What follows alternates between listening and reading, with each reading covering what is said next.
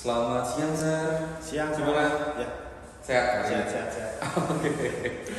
Jadi hari ini Sir Dharma itu saya panggil karena memang saya akan melakukan supervisi di kelas Sir Dharma ya, di kelas pendidikan agama dan budi pekerti, betul ya, pendidikan agama Buddha dan budi pekerti.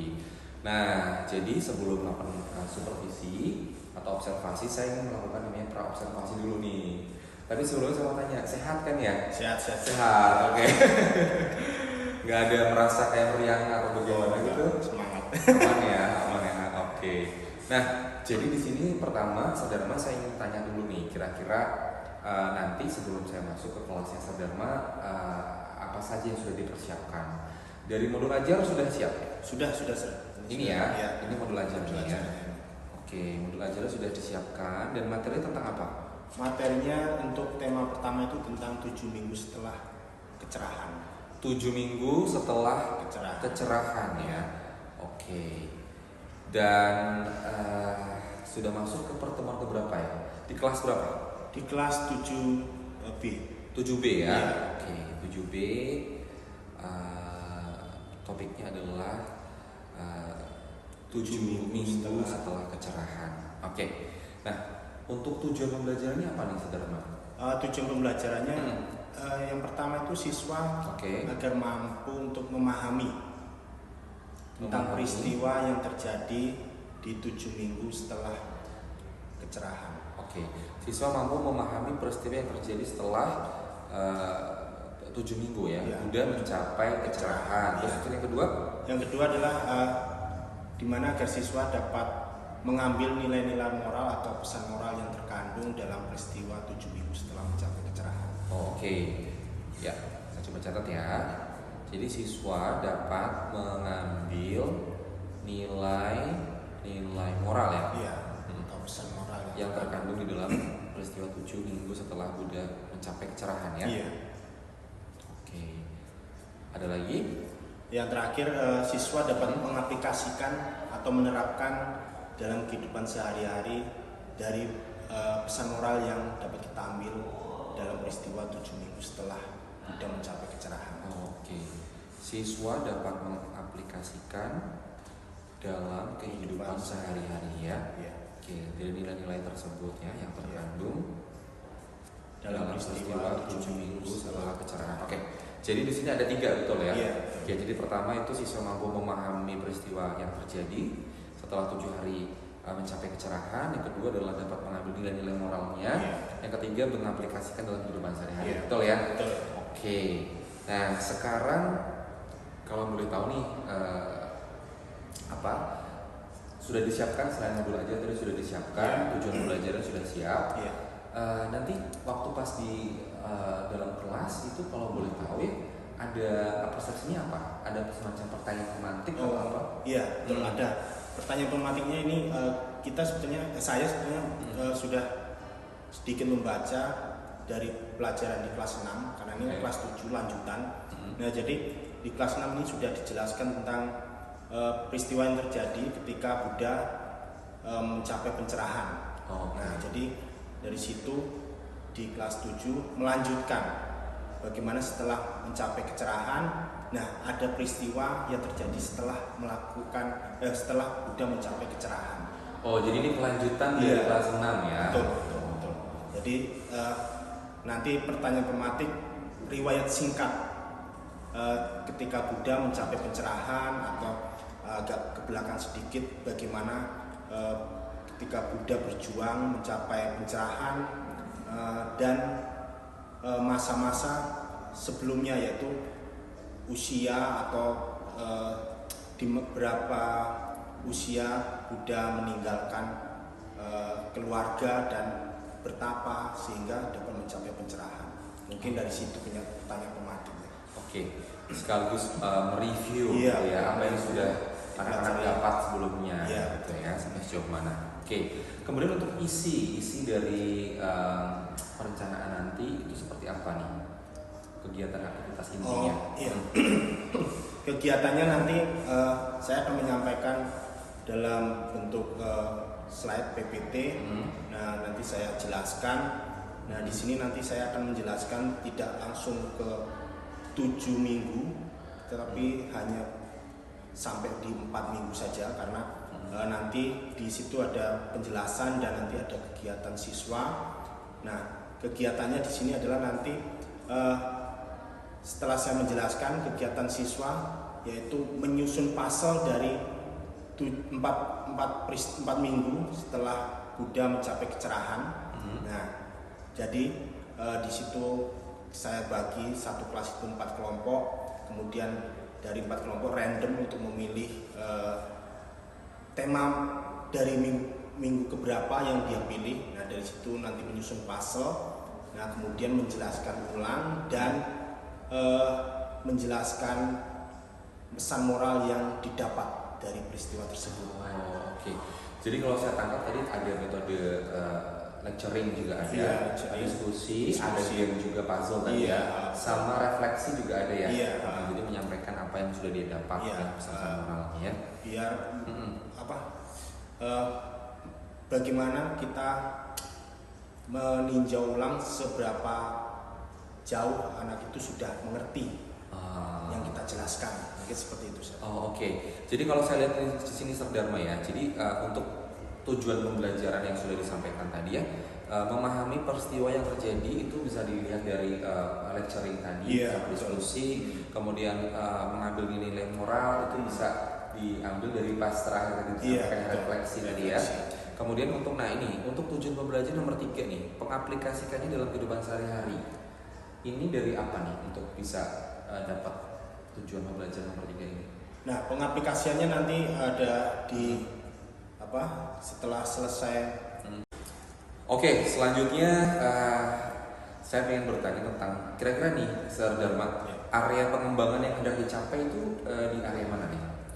Saya sih merasa dalam nanti pembelajaran saya itu di pengelolaan kelas. Pengelolaan kelas.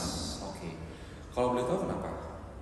Ya, pengelolaan kelas supaya saya dapat lebih menguasai jalannya pembelajaran, karena ini kan siswa kelas 7 yang mungkin masih ada sifat-sifat yang terbawa di kelas 6 kan. Yang mungkin masih ada yang suka ngobrol atau belum bisa menyesuaikan dengan keadaan bahwa dia sudah kelas 7. Jadi penguasaan kelas agar tidak ada yang suka ngobrol sendiri atau mengerjakan tugas yang lain. Nah, ini di sini jadi biar lebih fokus dengan pembelajaran agama Buddha. Nah, itu yang pertama.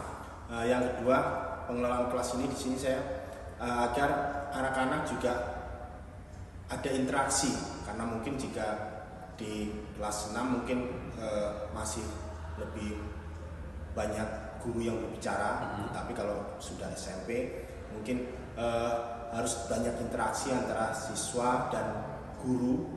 Jadi ada feedback antara saya dengan siswa. Jadi ada interaksi antara saya dengan para peserta didik. Oke, jadi ingin lebih banyak interaksi ya? Iya, betul. Antara siswa dan guru ya? Iya. Jadi nanti saya mungkin banyak memberikan pancingan-pancingan pertanyaan-pertanyaan yang bisa dijawab walaupun mungkin anak-anak belum terbiasa. Nah, boleh tuh, itu berarti masuknya di pertanyaan selanjutnya nih, pas banget. Jadi kira-kira strategi apa yang sudah dipersiapkan ya untuk mengatasi area-area pengembangan yang tadi sudah disebutkan? Yang pertama kan tadi pengelolaan kelas. Yang kedua ingin lebih banyak interaksi antara siswa dan guru. Nah, interaksi tadi saya mengatakan bahwa memberikan pertanyaan yang simple lah. Tapi yang dapat memacu anak mau untuk menjawab, walaupun mungkin jawaban yang diberikan itu belum tepat, tapi paling enggak kita mencoba agar dia juga berusaha untuk mau untuk menjawab sesuai dengan apa yang dia tahu. Jadi memotivasi anak untuk memberikan pertanyaan pemantik meskipun sederhana, tapi itu paling tidak dia berpartisipasi gitu ya. Terus ya mungkin biar berani berbicara juga, karena kan masih ini kan kelas 7. Kelas 7 memang supaya dia beradaptasi ya dengan lingkungan SMP. Kemudian untuk pengelolaan kelasnya, pengelolaan kelasnya itu apa nih kira-kira strategi yang dipersiapkan? Ya kalau saya sih lebih fokus tidak hanya berdiri di depan, pasti akan keliling. Nah kemudian meminta umpamanya ada anak yang kurang fokus untuk saya minta untuk membacakan PPT atau saya untuk mengulang kembali yang sudah saya ucapkan agar anak bisa kembali fokus dengan apa yang sudah saya jelaskan.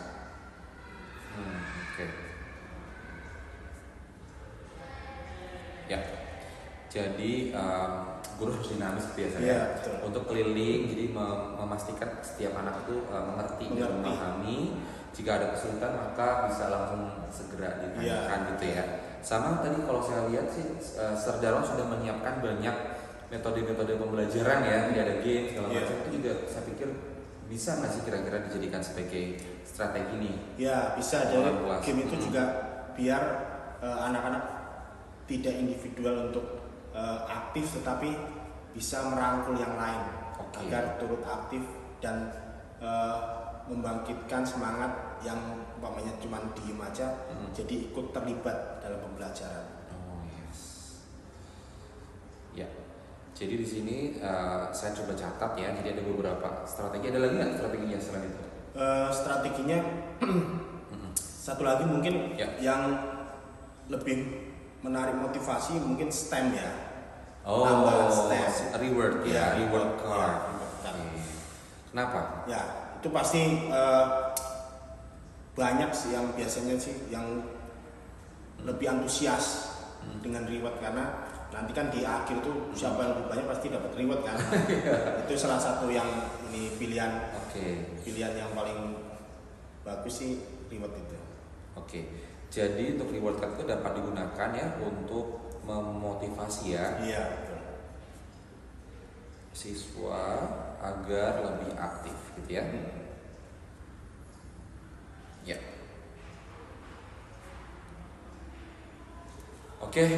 Wow. Serdharma sudah sudah menyampaikan ada beberapa, satu adalah area pengembangan yang tercapai dan ada 4 strategi yang sudah disiapkan ya buat besok ya.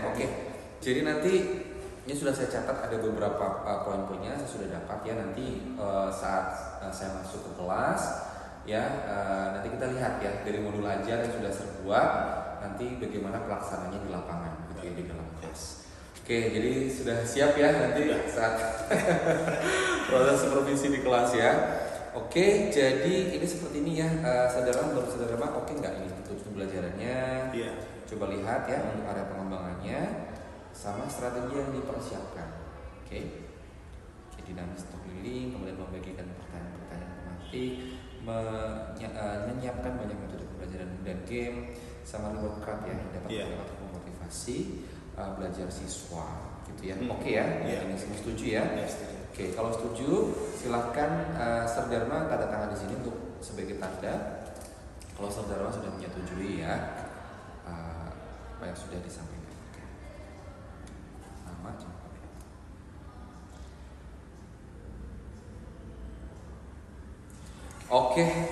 Terima kasih banyak Serdharma. Sampai sini ada yang mau ditanyakan nggak?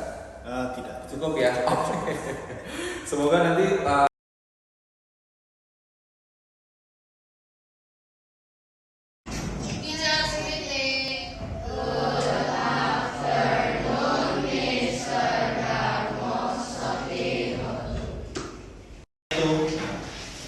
yaitu tentang 7 minggu setelah pencerahan ya.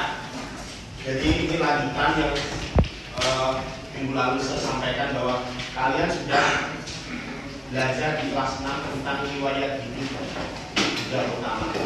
Nah, kemudian setelah belajar riwayat hidup budak utama, selanjutnya budak utama mencapai pencerahan dan di sini adalah kelas 7 yang dilakukan yang terjadi setelah budak mencapai kecerahan, yaitu 7 minggu setelah kecerahan. Sebelum masuk ke materi, ada beberapa capaian pembelajaran yang akan kita capai Yang pertama, siswa mampu memahami peristiwa yang terjadi setelah Buddha mencapai pencerahan. 35 itu Buddha mencapai pencerahan. 20 kurangi 6 berapa?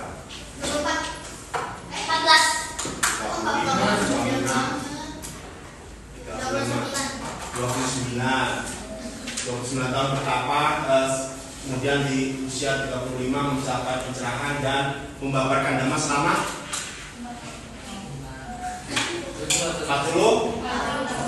40 berapa? Dari sini coba suaranya 40 berapa? Di SD udah belajar kan? 45.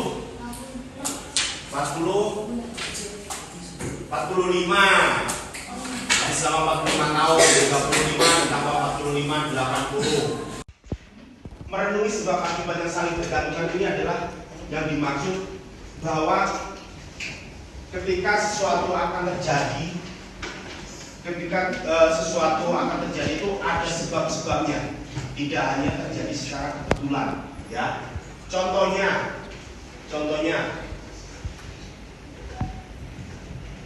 nah, karena di minggu kedua atau di hari ke-8 dan hingga berapa? Kedua itu 8 sampai 14. Orang miskin. Sama? Oke. Memberi teman?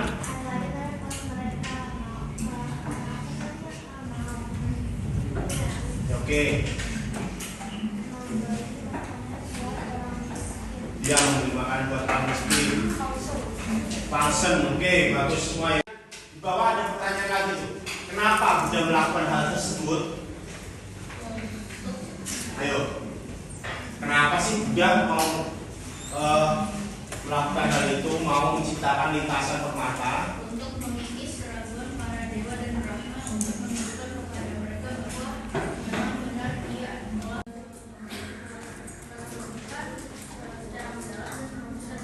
Oke, sekarang ya, untuk memberikan tempat agar Buddha dapat merumuskan dhamma. Oke, bagus. Jadi alasan pertama, oke, jawaban kalian cukup bagus. Oke, terima kasih.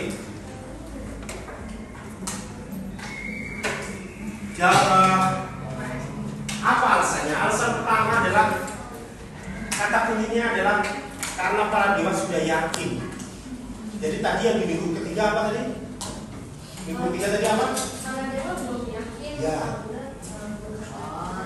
Ya, betul sekali.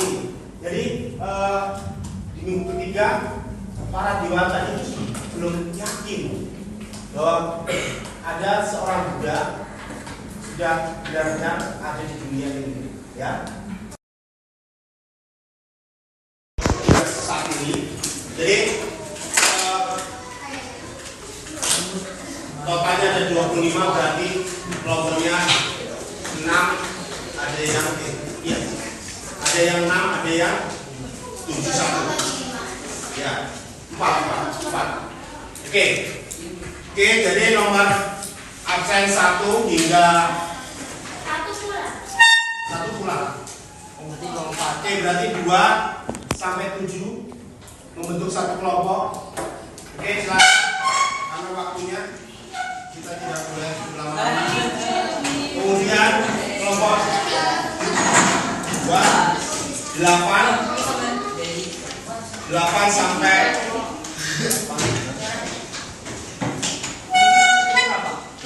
14 ya.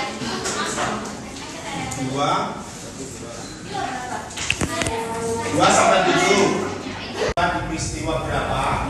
Nah, kemudian peristiwanya apa, kejadiannya apa, dan pesan moralnya apa? Ya, oke, jelas? Oke, silakan kerjaan. Siapa yang punya dulu? Yang punya dulu boleh dikeluarkan soalnya.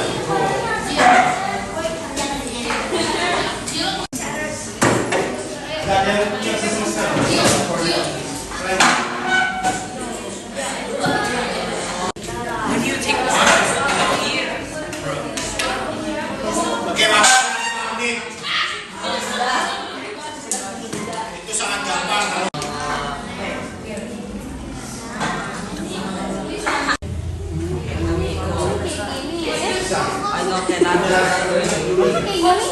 Ijazah untuk Masa kayak gini?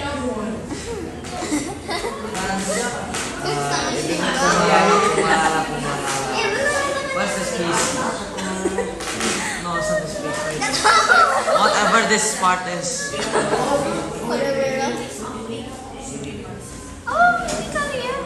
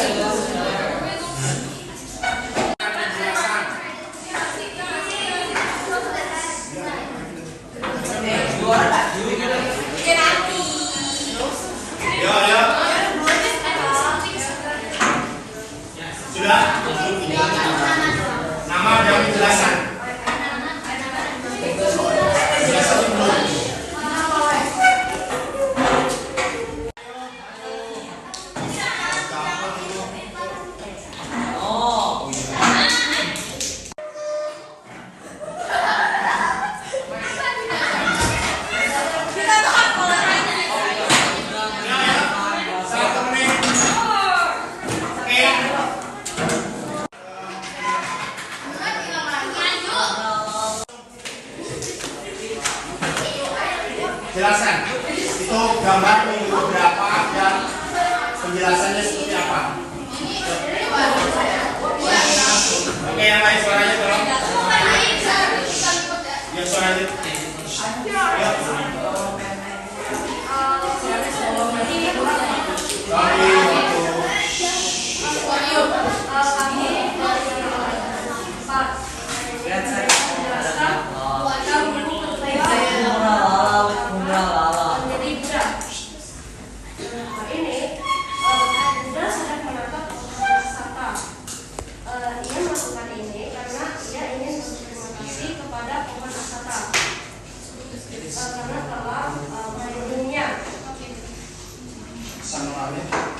Pesan moralnya.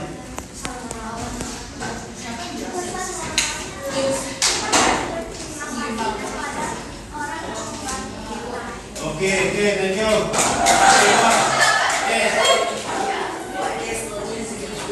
Ya, selanjutnya.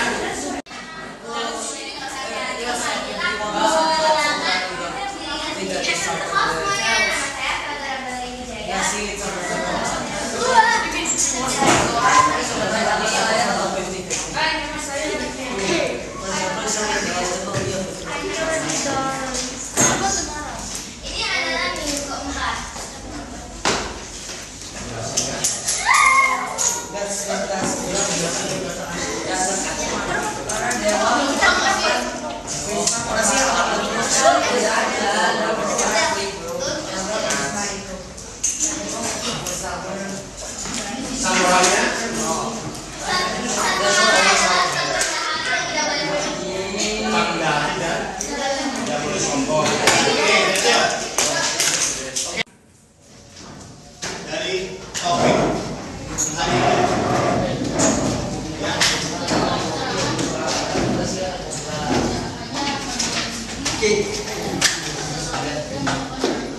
Ya, jadi setelah sudah mencapai kecerahan, sudah tidaknya bilang begini, tapi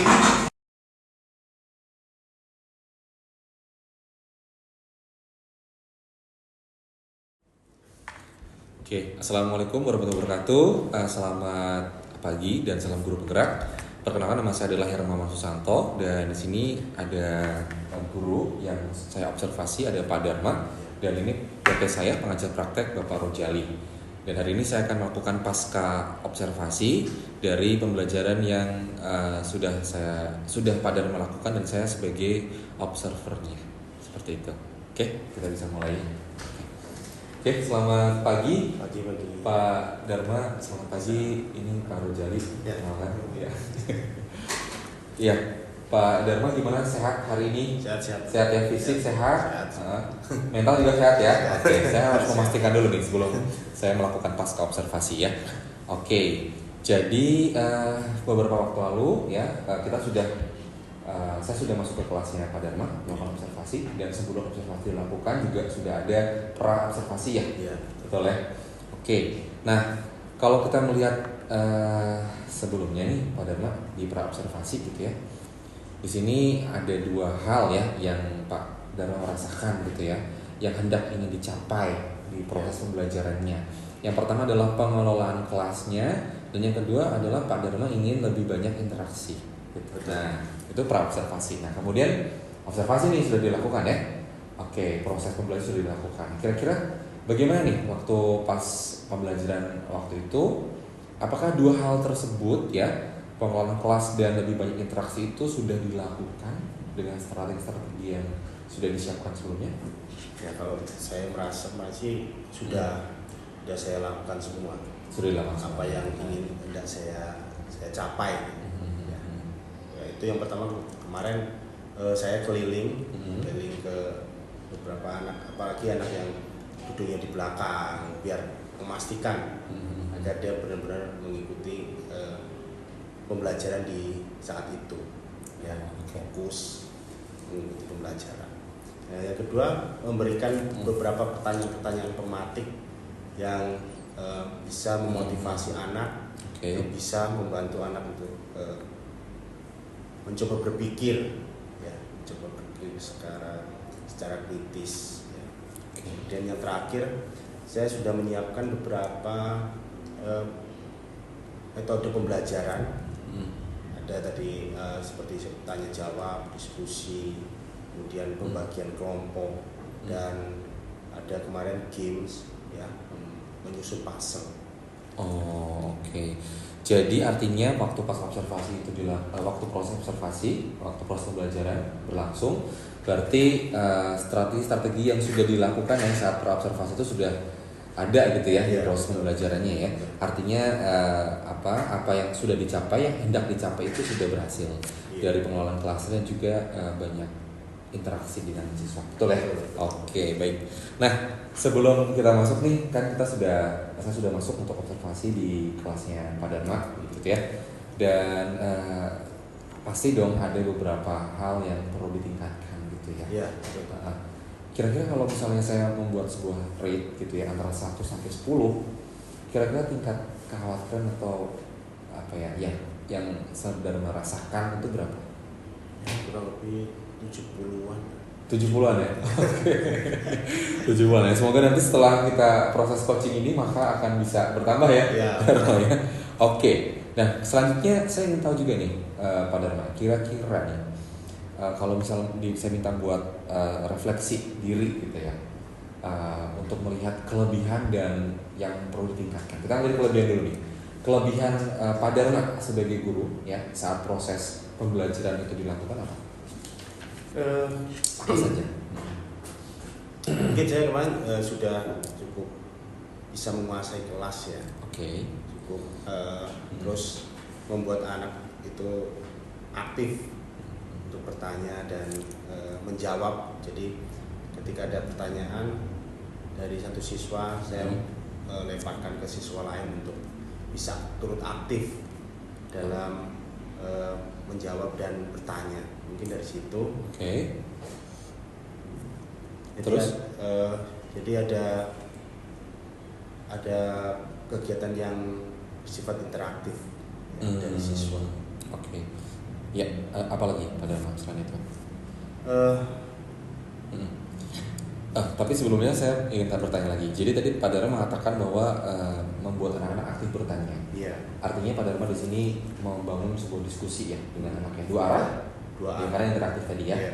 Oke. Terus prosesnya itu apakah Pak Dharma stay di depan kelas atau? Oh, ya. Gimana? Saya keliling. Oke. Ya, keliling ke anak-anak yang apalagi yang di belakang itu kan, biar turut aktif. Kadang-kadang kalau di belakang itu kan kadang-kadang tidak terjangkau dari depan itu, kalau kita nggak keliling itu anak-anak bisa main sendiri atau kurang fokus. Nah, di situ saya keliling secara bergantian ke tiap siswa untuk memastikan dia fokus belajar. Oke. Terus apa lagi nih? Tadi juga sempat disampaikan ada metode pembelajaran ya. Iya. Itu menurut Pak Dharma gimana? Metode pembelajarannya apakah sudah efektif? Sudah cukup efektif dari apa yang sudah saya siapkan, seperti diskusi, terus ada apa? Oke, ada diskusi, terus kerja kelompok. Oh, ada kerja kelompok. Iya, terus ada games berupa menyusun puzzle, dan satu lagi apa? Brainstorming. Ya. Oke, brainstorming. Jadi semacam diskusi interaktif dua arah gitu ya. Diberi pertanyaan, beberapa pertanyaan untuk bisa membangun gitu ya. Iya. Oh, begitu maksudnya ya. Oke, baik. Oke. Ya. Jadi ada banyak variasi pembelajaran di sini ya. Nah, kalau boleh saya rangkum nih, ada beberapa hal, ada 3 hal ya. Pertama, Pak Dharma sudah interaktif ya, gitu ya, mengajak anak-anak untuk aktif bertanya dan menjawab pertanyaan. Iya. Tadi juga ada brainstorming juga, gitu ya, di metode pembelajarannya. Dan untuk supaya lebih ini lagi, tadi Pak Dharma juga berkeliling ya, untuk memastikan. Oke, baik. Tadi kalau saya boleh rangkum ya, ini ada 3 hal yang menjadi poin-poin Pak Dharma merasa bahwa 3 hal ini adalah yang perlu ditingkatkan, betul ya? Yang pertama tadi Pak Dharma menyebutkan manajemen waktu yang perlu ditingkatkan. Yang kedua adalah instruksi, ya, ketika memberikan yang diberikan saat sebelum kegiatan kelompok berlangsung. Kemudian pembagian kelompoknya, gitu ya, pada akhirnya juga akan berdampak pada manajemen waktunya. Oke, kita coba satu-satu nih, kita breakdown ya, Pak Dharma. Yang pertama adalah manajemen waktunya. Nah, ini kira-kira apa nih? Di sebelah mana nih yang menurut Pak Dharma harus dikelola? Di awal persepsinya, di tengah-tengah nih isi ya proses pembelajarannya, atau di closingnya, di proses penutupnya yang paling berdampak? Di closing sih. Oh, kenapa?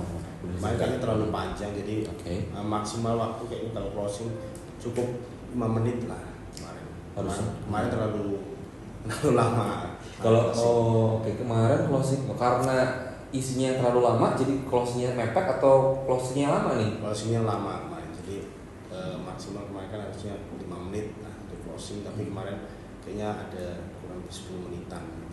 Oh, oke. Dan itu menyebabkan apa? Menyebabkan ketika mau pembagian kelompok, jadi waktunya terlalu mepet gitu. Oh, oke, baik.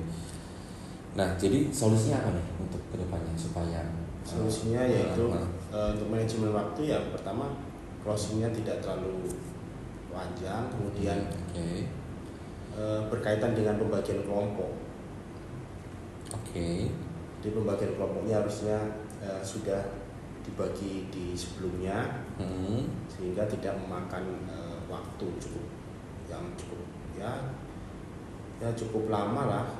Pembagian kelompok apalagi masih kelas 7 itu kan tidak langsung dibagi, langsung mengikuti arahan, kadang-kadang kan masih agak lama lah kalau anak kelas 7 itu kan.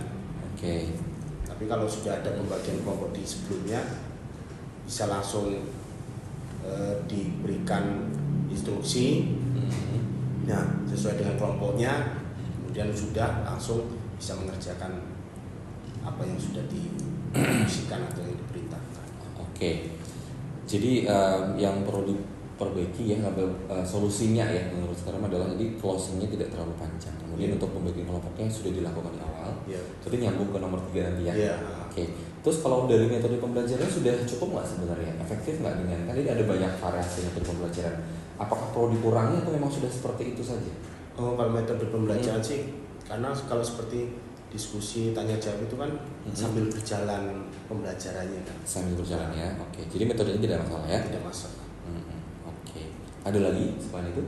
Selain dua hal tersebut, closingnya yang harus dibenerin sama pembagian kelompoknya. Mungkin di instruksi ya. Instruksinya, oke. Bagaimana tuh? Kemarin juga instruksinya saya hanya secara lisan, jadi tidak saya tampilkan di PPT. Jadi mungkin anak-anak ketika hanya mendengar tanpa melihat itu kurang fokus ya, kurang fokus atau kurang jelas dari instruksi yang ada. Oke. Ini juga berarti nyambung juga ya ke poin 2 ya, tentang instruksi ketika di awal sebelum kegiatan kelompok berlangsung ya. Oke. Artinya di sini yang harus dilakukan adalah instruksi harus lebih jelas seperti itu ya. Harus lebih jelas dan kalau bisa langsung diikutkan, ditampilkan di PPT. Oke, sampaikan di PPT ya. Kenapa disampaikan di PPT? Yaitu biar secara tidak langsung bisa melihat visual dan mendengarkan apa yang ditampilkan. Nanti saya menjelaskan itu. Oh, oke. Jelas. Oh, jadi dengan menggunakan PPT itu akan lebih jelas karena anak-anak lihat gitu ya, betul ya, anak-anak lihat dan mendengarkan dari penjelasan dari Pak Dharma. Oke. Bagus nih ya, ininya solusinya ya. Oke. Nah, kalau saya coba rangkum ya di sini sebenarnya ketiga permasalahan ini berkaitan satu sama lain. Sebenarnya poin utamanya kalau saya lihat di sini adalah manajemen waktu ya. Betul karena itu berasal dari ya tadi. Jadi pemberian instruksi yang kurang jelas, kemudian juga pembagian kelompok yang tidak dilakukan di awal itu membuat manajemen waktunya jadi bisa kepanjangan atau tidak sesuai dengan yang direncanakan. Betul ya. Oke. Artinya proses perencanaannya itu juga harus ini ya. Bagaimana menurut Pak Dharma? Perencanaan apakah sudah oke nggak sih untuk RPP yang dibuat? Sebetulnya sudah oke sih kalau menurut saya. Hanya eksekusinya ya berarti ya. Karena ya itu sih permasalahan di pas pembagian kelompoknya sih kalau saya sih. Yang paling. Oke.